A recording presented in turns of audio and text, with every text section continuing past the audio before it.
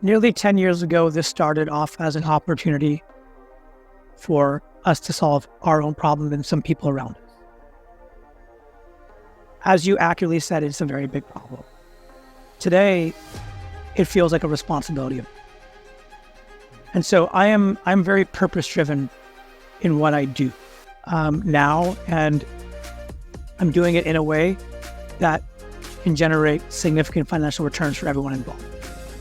I feel very lucky to do that, right? And I keep on saying this, it's one of the best jobs in the world, where I get to wake up every day. And I jokingly say this to a lot of people, but what Unshackled is trying to be is the phone booth that Clark Kent goes into to become Superman. I'm not Clark Kent, I'm not Superman, I'm not making news. I am simply the phone booth that an immigrant entrepreneur can go into and be free to become who they want to be. Hey Manan, how are you? It's a pleasure to have you on. I hope you're doing well. Thank you so much. It's so wonderful to be on, and very much looking forward to our conversation today. Yeah, same here. Actually, I'll begin at something that I found out during my research. You were given the name Mayo when you were part of your baseball team in your college. Why Mayo?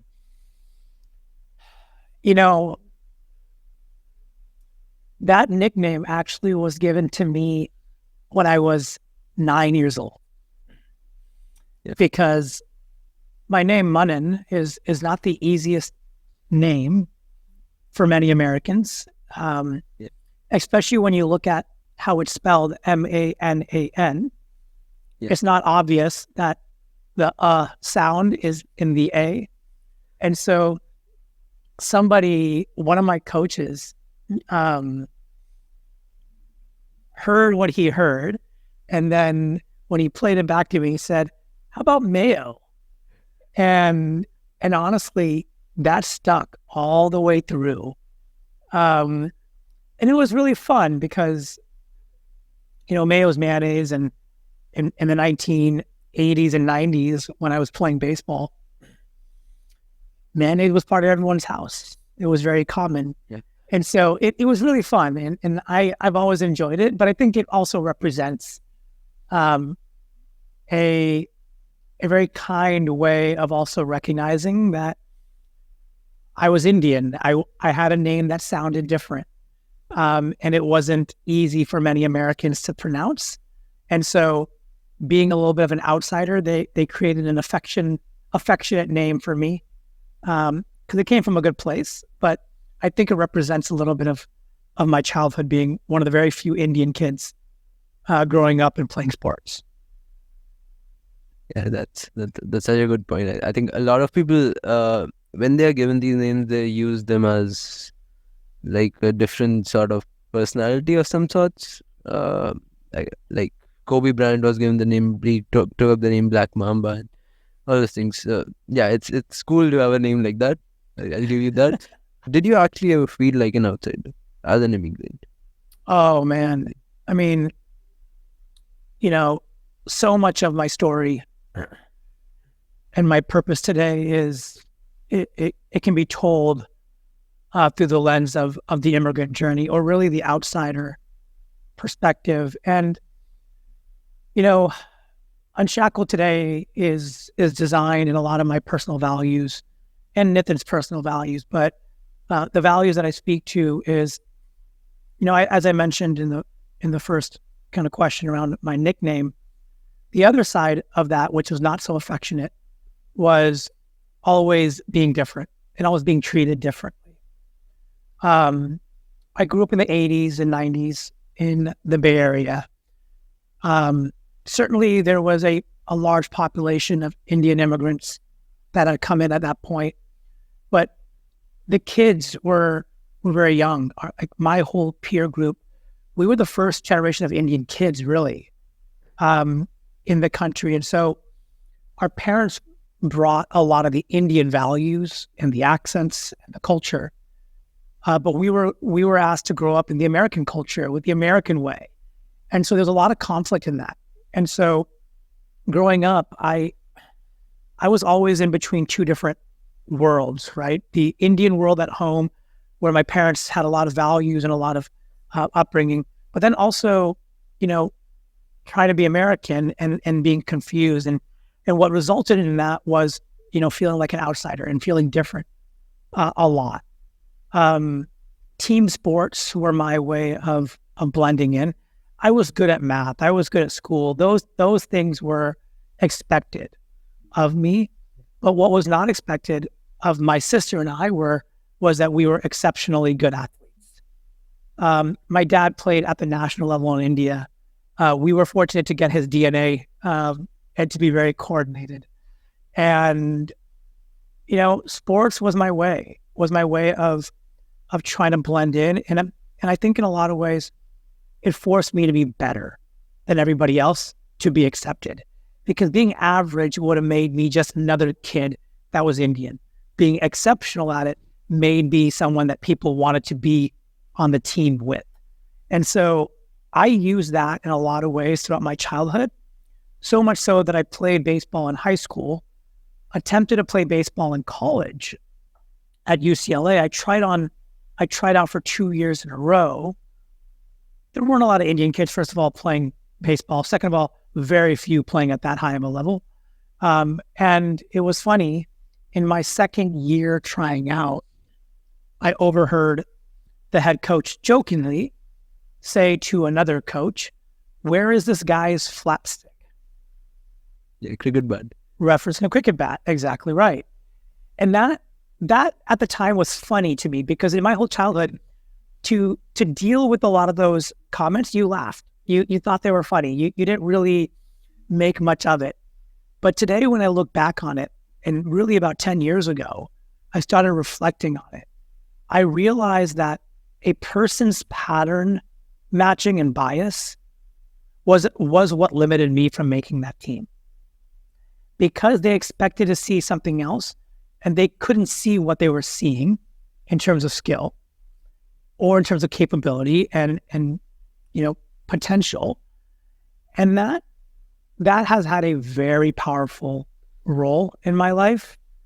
And I think that's also something that I look back is what a lot of first generation immigrants have to realize, is that when they come to America or other places, people expect certain things and they have to do a lot to overcome it.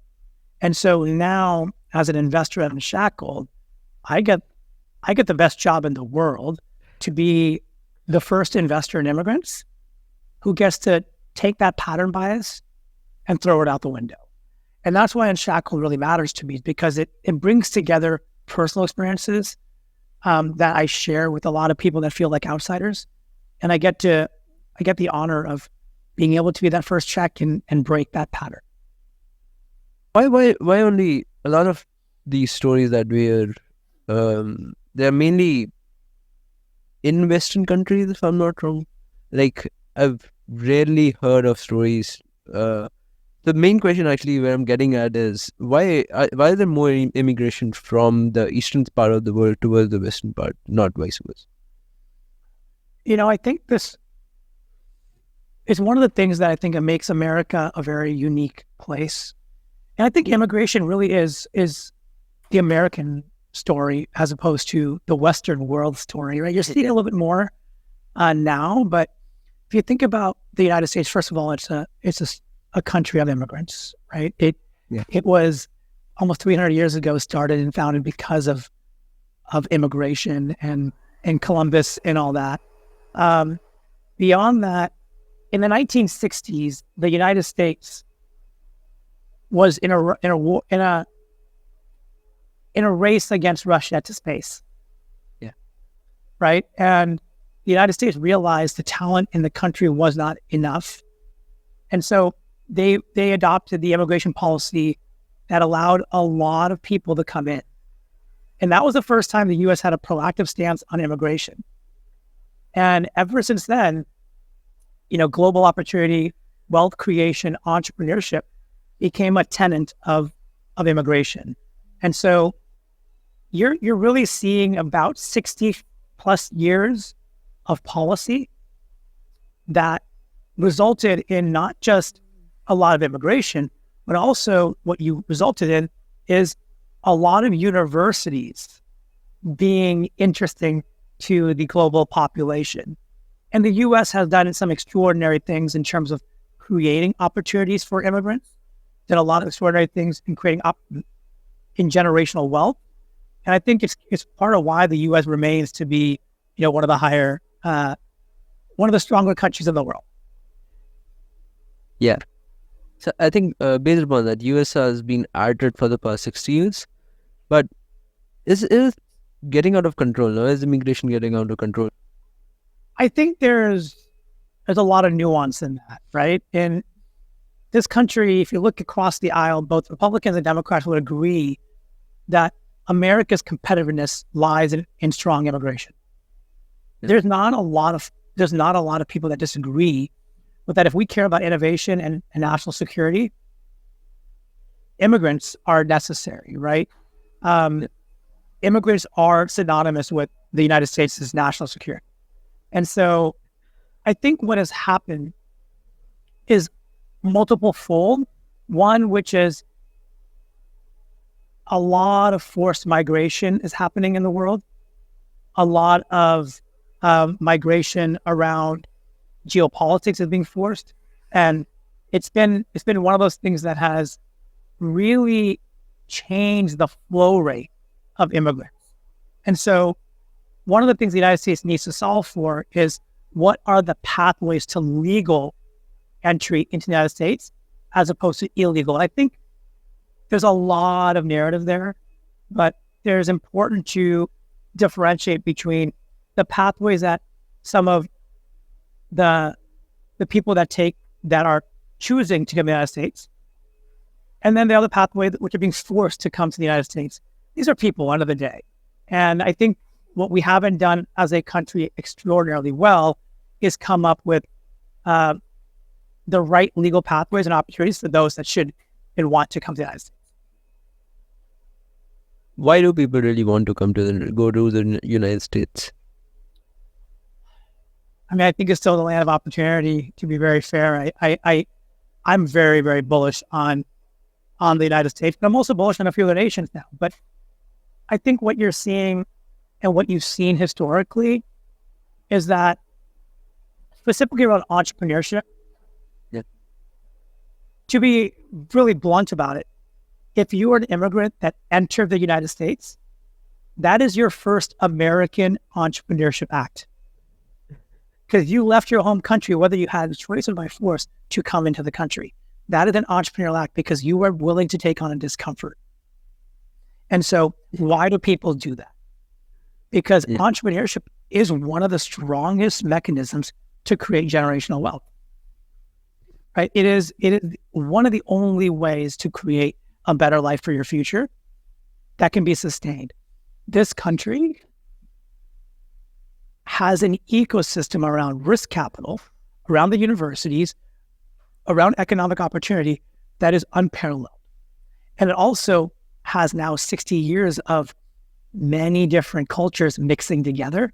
So there's comfort, right? It's not a homogenous society anymore, right? And if you look back at what the immigrants in the 1960s and 70s really had to contend with, was entering in a very homogenous society. But again, the United States 300 years ago was founded by immigrants, right?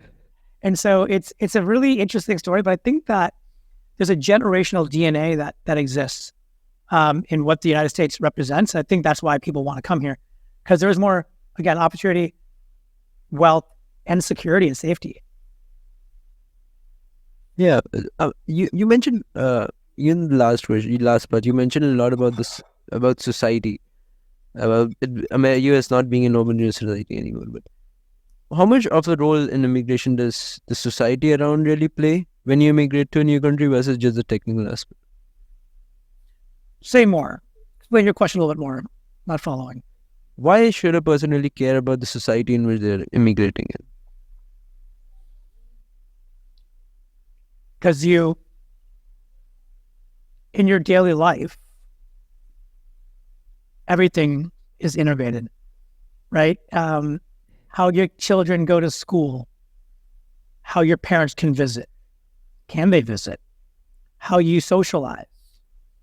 There's a really, in the human experience, I'm a big believer, there's a mindset component and there's a setting component. So set and setting is a common terminology used in the spiritual world. Set represents your mindset. And so in a lot of ways, the mindset of an immigrant is one to work extremely hard to achieve something. The setting is your circumstance around you, and that's society, and that's the culture. And putting yourself in the right setting is really important how you experience the world. And so what's amazing about, I think, what the U.S. has created is that the different settings are Bay Area. It could be Midwest, it could be the South, it could be, the East Coast. There's a lot of different settings that could fit different people's mindsets. And I think that is what's really powerful about what the country has created is there's an opportunity to bring a mindset to the right setting for you while also still being under the protection of the United States of America. But you can have a very different experience. If you live in LA versus San Francisco, it's a very different experience. If you live in, Boise, Idaho versus Austin, Texas, it's a very different experience. And I think that's why it's really important to always understand that if you want to do something successfully, you need to know how to also adapt into that setting. And that's why I think it's really important that society and culture really goes together. Yeah, you mentioned about different parts of America. So it has 50 states now, if I'm not wrong. I know a lot of geography about the US, but how does a person really decide which state or which part of the US to go to? We look at immigration from the US perspective, really. And I think most, I'm just saying a wild guess here, most startup founders and to be entrepreneurs want to go to SF, San Francisco. But apart from that, what should a person decide? Honestly, it's very similar how anyone in India might be looking at which university they want to go to and which state. Right? India also has a lot of states, and it's very different. Yeah. South India versus North India versus East or West is very different life, right? Yeah. The terrain is different. The weather is different. The agricultural opportunities are different. The economic opportunities are different. Everything shifts based upon where you are in the world. And at the most foundational level, it's what Mother Nature will give you. And on top of that, humans start to adapt to what they can create from that area. And so the reason why you might see San Francisco and maybe some of the in California as a whole is it starts with the weather, right? It really is a place before we all decided to be here that has some of the best weather, right? It has the most moderate climates. It has beautiful oceans and mountains and wine country and beaches. Like there are certain things that no human being can take credit for. Mother Nature gets to do. Ultimately, that gives you access to ports of entry, right? So Long Beach being one of the largest ports in the world. And then you have the Oakland port. That's where goods come in. Where goods come in, people congregate. There's a lot of things that happen based fundamentally on how the earth decides it will happen. And then people decide what they want next, right? The reason why New York became such an epic center is because it's also the proximity to Europe. Yeah. Very, very close. And that's why when United was established, they landed on the East Coast. It was very close. It's a very short flight between London and New York. Again, that wasn't human created. That was Mother Nature created, right? And so oftentimes what you hear as different areas in the United States starts really at a fundamental level of what that area can give you. And then you start to see what innovates on top of it. There's a reason why most of the United States' farmland is in the Mountain West, in the Midwest, in the South. It's not on the coast. California has a little bit of it now, but there's a reason, because it's flat. It's plains. And so when you think about what happened in the World War II, the United States becoming a massive producer of food in the world is because we had a lot of land that you could grow. So all these things, if you think about what happens with human migration and human innovation, starts with something that none of us control. And that's the earth. So do you think that US has been lucky and has been a lot lucky or luckier than other countries in the world compared to different countries. US, the luck aspect has played its role a whole lot in building the nation. I mean, look, I think history would suggest that even when you go back to the Ottoman Empire, or you think about people have always migrated to where land is, and where opportunity exists. Right, that has always happened. The Silk Road was created to create a very great passageway of goods and spices. Right, there's a reason why people move, and the United States for the last nearly 300 years has been a place that has provided a lot of sustenance and a lot of opportunity. I don't know if that's luck. I think that is known. That could shift as climate change happens. Things are shifting, right? Weather is shifting behaviors, and so we'll see what happens. But not so long ago, India in history was the most fertile place in the world, and perhaps still is. Africa was right there too. Everything goes in cycles, right? History is circular. And I think what we're experiencing right now is an ability for the United States to be in a good position. But, give it a few hundred years, I'm sure it'll change again. It's what always happens. Yeah, that's such a good point. And I think I'll rephrase. We talked a lot about the historical aspects of things, but practically speaking, why is it tough to start a company as an immigrant? I think there's 3 things that Unshackled focuses on, right? And I think there's a reason why we started Unshackled. And the 3 things that create challenges and hurdles is, first of all, access to capital.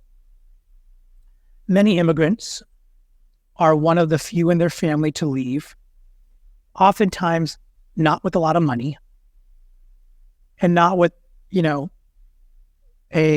a network of people that would invest in them immediately with significant amount of money, right? So access to capital being number 1.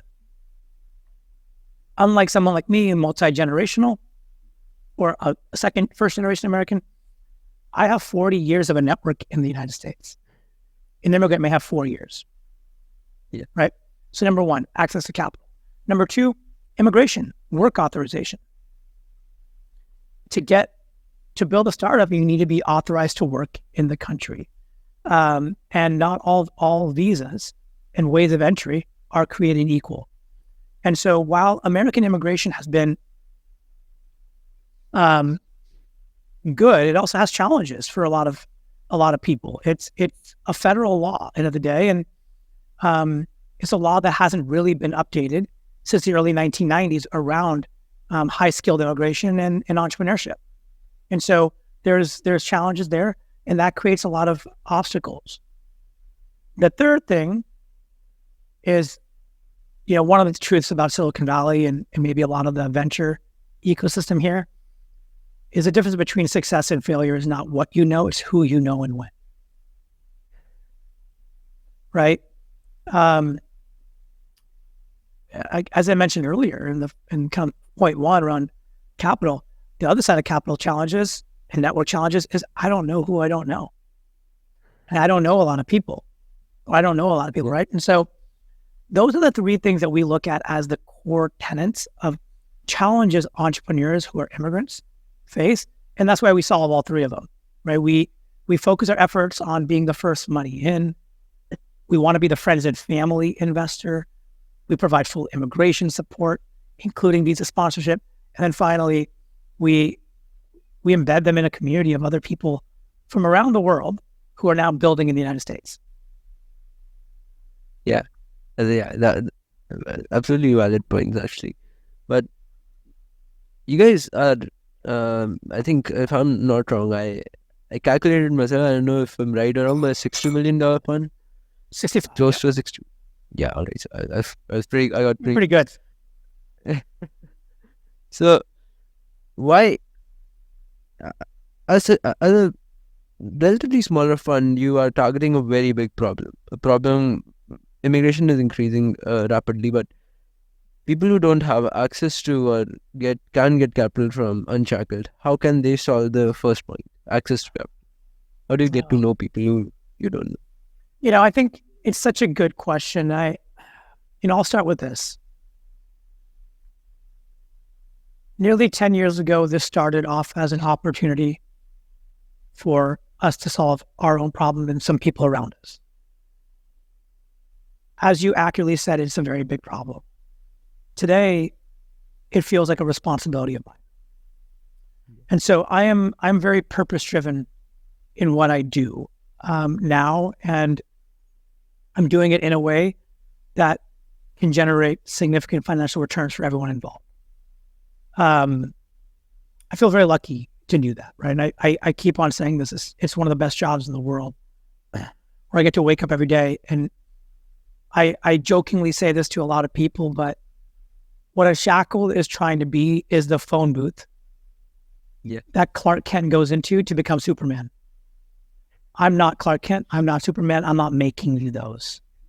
I am simply the phone booth that an immigrant entrepreneur can go into and be free to become who they want to be.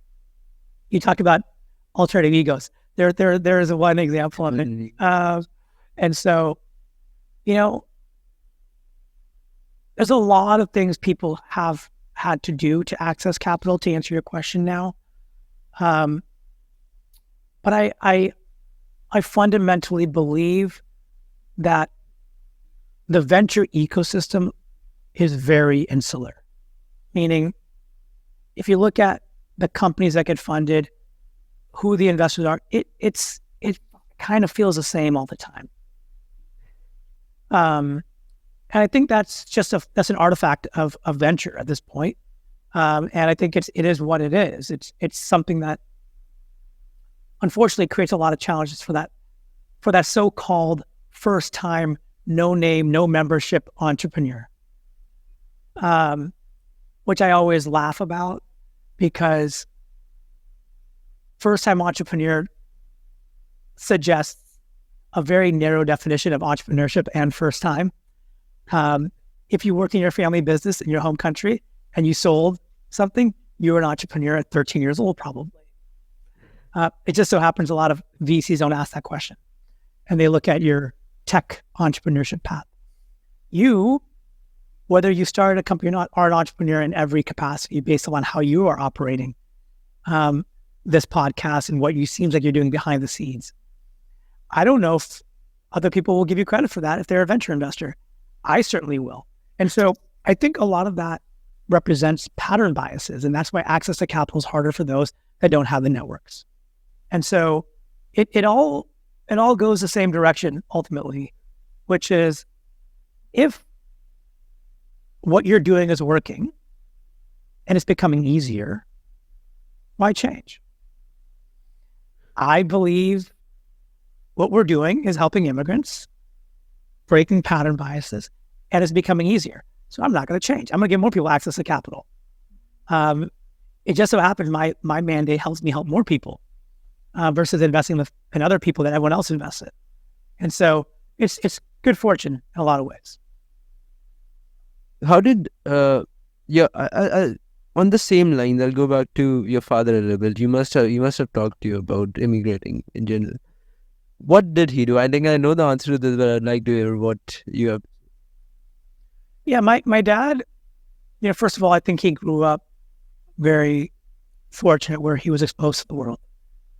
His father was a very active member of political parties. Nehru has a cancer hospital named after him in Ahmedabad. And so really was a big believer in education being the only ticket that you needed. And so my dad, of the 5 kids, 4 siblings that he has, is the least educated of his siblings. And he has an undergrad from IIT and an MBA from the United States. He's the least educated. And so education was a big tenet of it. So when he wanted to come to the United States, didn't have a lot of money. And so he applied to a handful of schools, one of which, for his MBA, was University of Miami of Ohio. And they gave him a full scholarship. He didn't know much about it. In fact, all he knew that Ohio was close to his sister who lived in Indiana. And so he would have family nearby at the time. So he picked it. And being who he is, he was he's the youngest of five, very adaptable, dealt with a lot of nonsense being the youngest of five. And he was willing to do and go to the school. And so that was his entry point. And for him, because he had all his siblings in the States, it was a natural place. And what's amazing about that, his two sisters were also older, were already here. Very progressive Indian family in the 1960s. And so I think that helped in a lot of ways. And I think if that decision wasn't made by him, I wouldn't be here. Yeah. And we wouldn't be talking right now. So, all right. But your family can't it be seen as an anomaly in some cases? Because I don't think a lot of people are migrating from India or any country, in fact, a lot at the rate as we are seeing today to the US. But so how do you think should families today become progressive in general? I think it's a bit of an off-schedule question, but a lot of people are not progressive enough, accelerating enough. I resist giving other people advice on this. And I do a lot of personal work. And, for me personally, what has allowed me to grow, and that's what I really care about, is,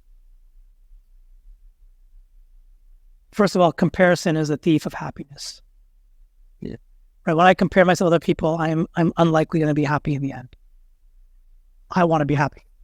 And so I try not to compare. I try to look at myself and say, what am I attaining? And the second philosophy beyond that is, when you're curious, you don't have a lot of judgment left. And so judgment makes you complacent in my mind. Right? When I have judgment on you or anybody else, I no longer am asking questions. But if I decide that you are so and so, it is unlikely I'm going to ask you a question to explore it further, because I made a decision and I'm done. And so for me personally, what has been my greatest teachings in the last 5 years is stay curious, stay learning. And I think that whether that's considered progressive, curious, or conservative, I don't know. But I do know, for me, it certainly fills me up with a lot of knowledge and perspective on people. And for me, that's really energizing. I get a ton of energy from learning. And when I get judgmental, I tighten up, and this less evolved version of me shows up. And that's my goal. My goal is to kind of reach the higher state where, also curiosity keeps you in the present moment. Right? When you're asking somebody a question, you're very present. When you are judging, you're hypothetically living in the future or the past. And, there's a really great book that has had an impact in my life called The Power of Now by Eckhart Tolle. And there's a phrase: to the ego, the present moment hardly exists. Only the past and future are considered important. And so in my line of work, in my line of living, I get a lot out of it when I stay present. And so that's where I answer the question is, how do I stay curious so I can stay present? How do I stay present so I can stay curious? I think based on the same lines, I'll go option a little, but fair enough. How do you be present while not being judgmental at the same time? A lot of people want to be like that, but they can't because their mind can't comprehend that. So how do you do that? I mean, honestly, it's a lot of practice at this point now. Like, I have a very strong practice around mindfulness, somatic therapy work that I do as well. I really am trying to learn at the higher order of consciousness. And I really enjoy connecting with people. I didn't know this at 15 years old, 20 years old, 30 years old, 35 years old. And I don't think if I look back 10 years from now, I'll say I didn't know anything at 40 years old. And so, but I think that's what's beautiful about it, is that there is no destination. There is no end to this. It's just a work. It's a work of living. Or as Thich Nhat Hanh says, it's the art of living. And the art of living is just to continually improve, which amazingly coincides with how you build a successful company. You continually improve. And if we look at ourselves as a company, as an entity that should be continually improved, it can make a lot of sense. And so you need to learn new skills. And there's a lot of great teachings from a lot of people, but one that I really enjoy and that I'll recommend to you is Steve Jobs' memoir that was published after his death called Make Something Wonderful. It's an open book. It's free. Put on by the Jobs Foundation. I recently received it, and I found it to be very inspiring because we all know what he contributed to the tech ecosystem. We all understand what he contributed to the entertainment industry with Pixar and Apple. Yeah. But how he did it is, I think, something that we all could model. Whether we have the same outcomes or not is irrelevant in a lot of ways, because that was irrelevant to him. But it was more about the intentionality of how we approached every day. And that is what I think is really powerful. Yeah, I think to get back on track, you talked a little bit about Steve Jobs there. Steve Jobs, he built something inspiring and something which I don't think a lot of people can achieve, but a lot of people are inspired by. I mean, a lot of people can achieve, but it's rare that we see that. But a lot of them are inspired by, and they work towards reaching that potential, but can't. How did they stay complacent with that? I think it's really important to remember that you're telling the story from the end of it, of Steve Jobs' impact. Yeah. And you're living in your middle chapters of your life. And so if your goal is to have that profound impact, I would ask yourself, do you think Steve Jobs really had this belief that he'll build $1 trillion company when he was in year 3 of his journey, getting kicked out of Apple? Maybe not, right? And that sort of outcome, I think, goes back to what I said. Comparison is a thief of happiness. Yeah. What people are doing when they're doing that is comparing themselves and their impact to somebody else's success and impact. And that may not be what's important to you. And I can tell you right now, the way you're approaching this conversation is having a deep impact on me, right? Because it's very thoughtful. And that's impressive. I have not asked exactly how old you are, but I think you're fairly young. Okay. I'm 40 almost, right? And that's incredible to experience for me. And so, maybe the reflection here is, are you making that impact every day in a way that you can control? And then the ripple effect will take hold if that's what's meant to happen. And so I think most of the greatest inventors and creators of the world always started and ended the day knowing they did their best, and then the rest was out of their control. That's interesting. You talked about immigration laws in the second point. So you have access to capital. Let's say you even get accepted into Unshackled. What is the problem with the immigration laws and the lottery and all these things? What are it? I would reframe the question. I don't really believe it's always just a problem. It's a hurdle. It's a hurdle to overcome with a lot of challenges with it. Yeah. One of the challenges that exists in immigration is that you need immigration attorneys to do it. And if you ask 7 attorneys on how to do it, you might get 7 different solutions. Imagine trying to file your taxes every year, asking 7 different CAs or CPAs how much you owe, and you got 7 different numbers. You'd probably be a little bit confused. And so, I think what is, it's just ultimately, just as every other VC should exist, we exist to help people succeed faster and remove obstacles. Whether that be through the form of capital, through network access, through go-to-market strategies, fundraising materials, it's just another function. So for Unshackled, given how early we invest in our strategy, removing the immigration hurdle is our value add. And it accelerates people to move a little bit faster. And so we built a playbook, we built an understanding of it. I'm not an immigration attorney, and so I don't give a lot of immigration advice, but I can give a lot of practical understanding through 9 years of doing it, the 230 plus immigration filings that we've done.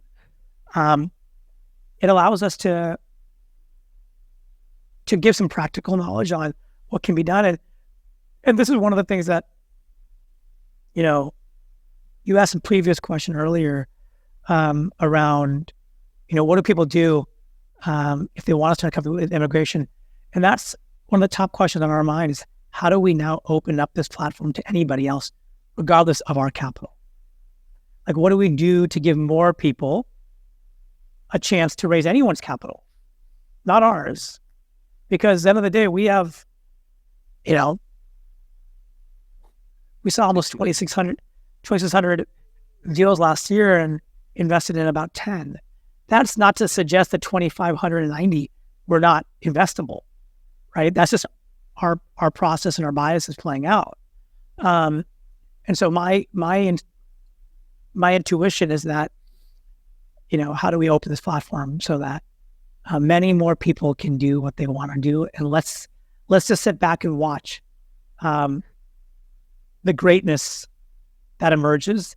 Because again, it goes back to, I'll bring this full circle. I really do believe immigrants are this country's national advantage. And so at the core of it, as the world is shifting, it's going to be really important. Yeah. But that's incredible. You make a very fair point, actually. But you talked about the practical aspect of it. So what do you think should people really know when they're migrating and want to start a company? What should the founder know? No immigration advice, but in general, what you have learned? I think there's a lot to know. There's a lot to also only learn by experiencing it too. I'm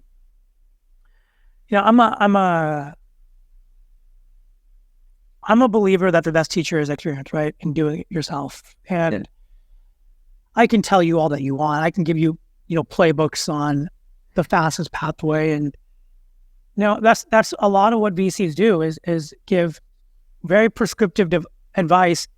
But let me just offer this for a moment. I can sit here and tell you we have 230 immigration filings with 100% success. That might give you a little bit of confidence. But what happens if you're the one that's not successful? Do you care about the 230? No. And so me talking about that from that lens is just a how-to. It's not a guarantee. And so I'm pretty resistant, and maybe this is my fault, to giving general advice, because when I know when I receive it, it kind of feels like it's not personalized for me, and it gives me frameworks, but doesn't give me the how-to. And so I'm actually more of a believer in get to that one-on-one conversation with people. Like, so if you want to be an immigrant in the country, find out who you need to talk to. Do what you did. Reach out to me by cold and get me on a podcast. Hustle that way, because individual knowledge is really what you need. Because in your free time, you can read the generic stuff, right? The generalized stuff. But at the end of the day, you care about you. And so get people to invest in you, and I think you'll find more success.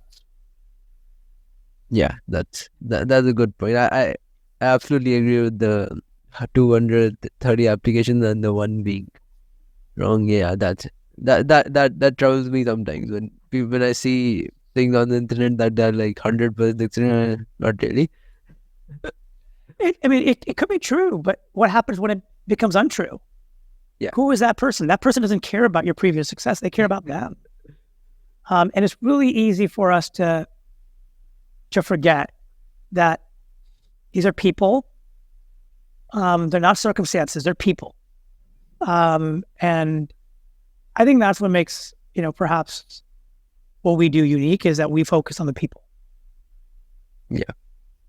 Focusing on the people. Yeah, that's important. The VC fund, focusing on the people is important. How do you find the right people really? Are there some immigrants that you think are bad founders in general? Now, that thought has never crossed my mind. So I don't even know how to answer. I think I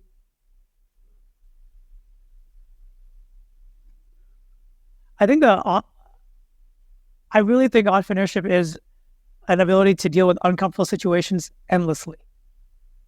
Yeah. And so I think what makes really great entrepreneurs is a willingness to be uncomfortable more than anybody else and being comfortable in their skin.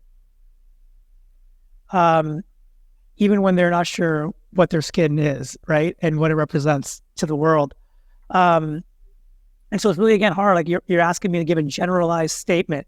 And I think as you've learned, I'm pretty resistant to generalizing anything.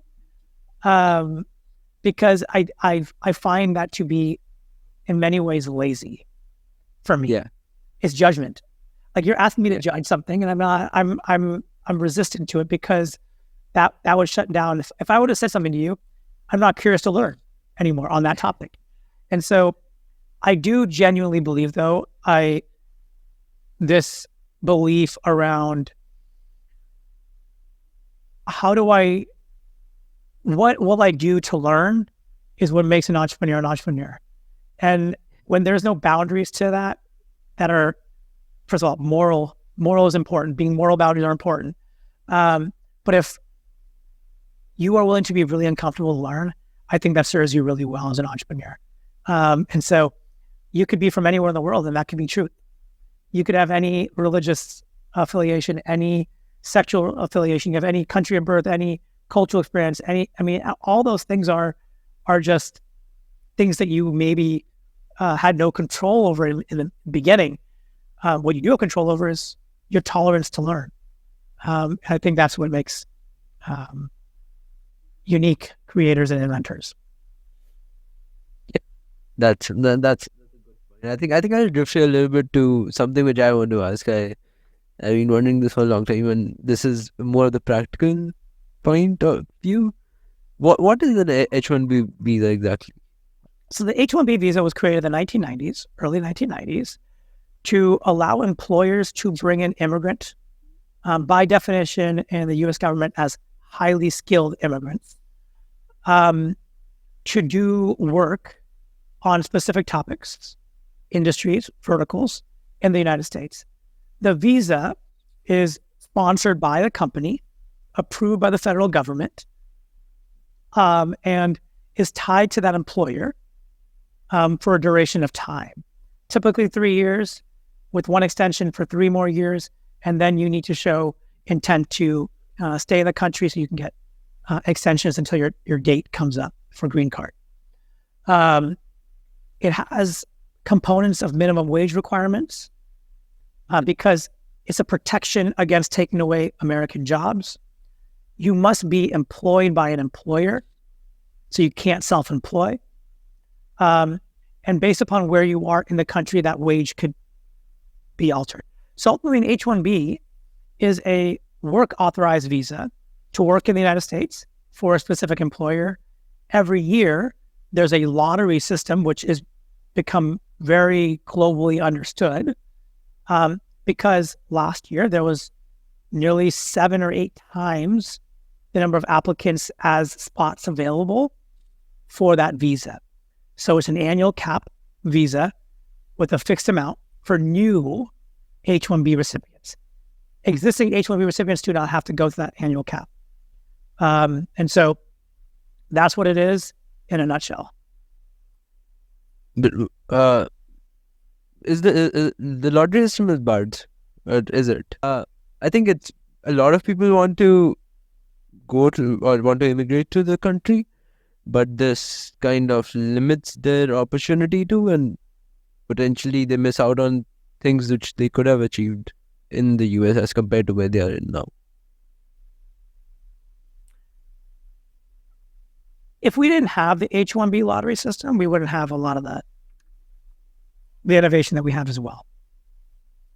Right? So it's one of those, it's easy to focus on what's wrong, but it's easy to also forget what works and is right.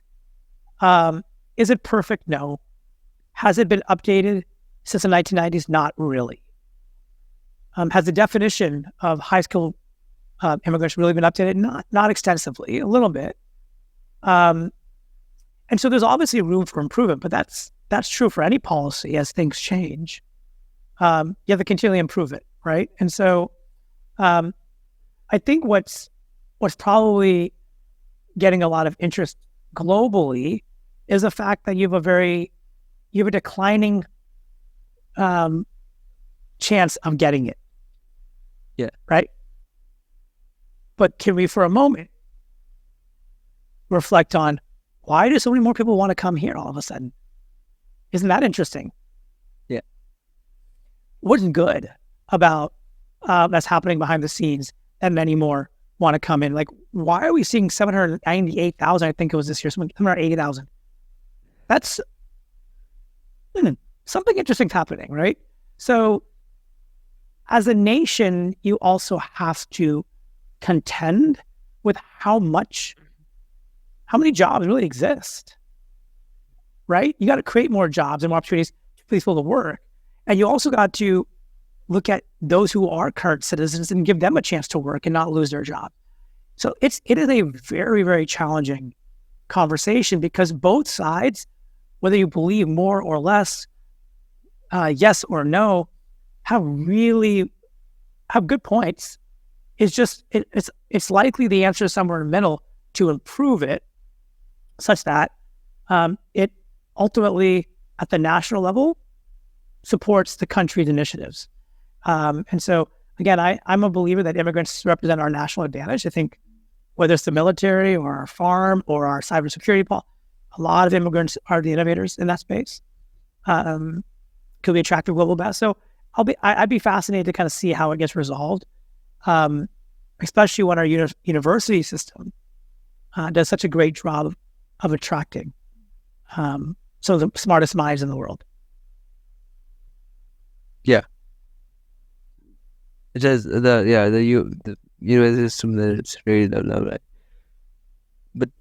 But why is the university system really developed that much in the US and not in other countries? I mean, because what I'm getting at here is you look at the proportions of what university people want to go to versus what they really go to is more in the US as compared to countries like India, for example. I think about that question and what are the data points that contribute to a university's success, right? It's typically post-graduation success of their students. What does the U.S. offer to postgraduate students in the U.S.? Historically, more economic opportunity and jobs. Yeah. Right. So I think at the end of the day, what makes the U.S. such a strong university system is also embedded in the question and answer of the U.S. economy. Right. And what is meant for nearly 70, 80 years. And that then gets reflected back on why certain universities, whether it's a UCLA, a UT Austin, University of Florida, or Cal, Berkeley, Stanford, Harvard, MIT, or a Miami-Dade, Caltech, they're all considered the best in their categories, not for any other reason, not because of the education, but because when we look back at their students and their alumni, you see certain success parameters that we can measure in terms of GDP or economic contribution, or to nonprofit or to humanitarian. Like, there are causes that people measure universities against, and there typically are causes after they graduate. Yeah. That's you make incredible point, I have to say. I mean, constantly thinking about that. Awesome. So I think I'll ask the last question here, and I'll end with doing that incredible thing. What advice would you like to give to you don't give advice, what advice would you like to give to me in general as a young builder and the young? Oh man, just my greatest, I mean, I'm happy to give advice, but I think stay curious is my advice to anybody. Is if you find yourself thinking you know the answer, ask yourself, did I ask all the questions to understand it? Stay curious. And I think that's, I think the highest form of intellect is curiosity. I've been into startups and VCs since I was 11, and like curiosity let me know this. So what would you tell? What is one fact that you would tell 11-year-old me that would blow his mind? First,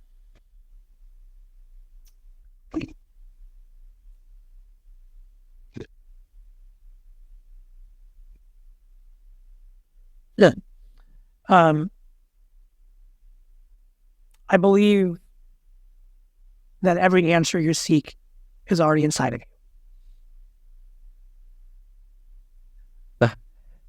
Yeah. I don't think that needs a lot of pondering upon. You'll find the answer there. Yeah. Awesome. So this is incredible. I think I enjoy this a lot. That's it from my side. Anything you'd like to say? No, I mean, I'm very impressed by this podcast, by you, and the thoughtfulness you brought to the conversation. So thank you so much. I had a lot of fun. Yeah. And I appreciate you. Yeah. Same here.